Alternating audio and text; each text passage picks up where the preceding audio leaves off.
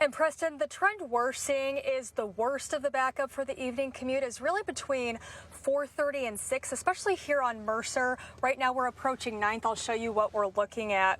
We are approaching 9th and then Westlake, much calmer, I've got to tell you, than traffic just an hour and a half ago. But people we've talked to today are concerned that this stop and go could be their new normal. Whether they're driving, scooting, or taking public transit, commuters tell KOMO News they're trying to make the best out of the rush hour backup now that Amazon workers are coming into the office full time. Have you noticed more traffic the last few weeks? Definitely busier, like in the train. It's always packed in the morning, like even at 7:45.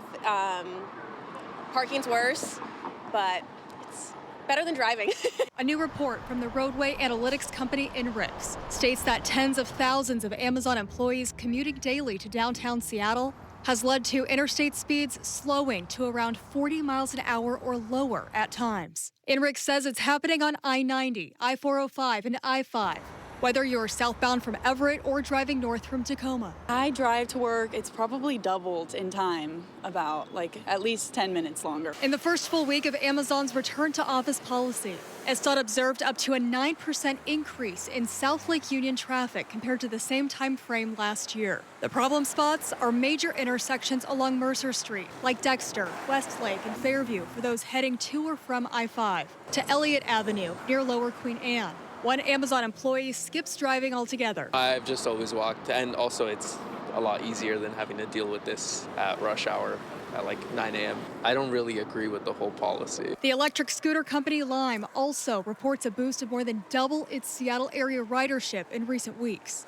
The nonprofit Commute Seattle says less than 25% of people commuting to downtown are driving. But the organization is in talks with Amazon and other employers to come up with ways to make the commute easier for everyone. We want to make sure that everybody knows what those options are. We also want to make sure that those options are workable. Back out here live, you can see we've made it to Westlake right off Mercer in just a few minutes. Definitely did not get this far during the 4:30 newscast. Officials do point out that despite these spiked traffic volumes at some intersections, overall downtown traffic does remain lower than pre-pandemic levels. SDOT says some of the reasons for that, they believe, is because people are changing their commute routes as businesses and workers are adjusting to their new schedules.